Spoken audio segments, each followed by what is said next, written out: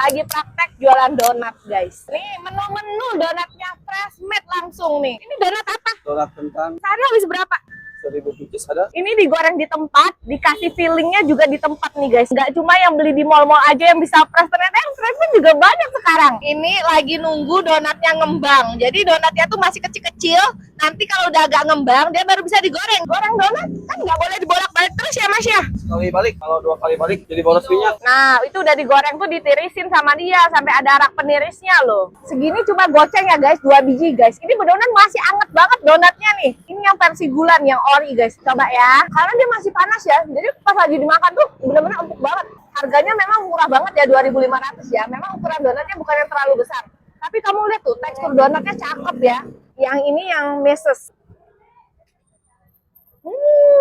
Menul-menul juga loh. Ini sih worth it ya. Daripada bikin donat sendiri tuh nungguinnya lama. Mom and me donat.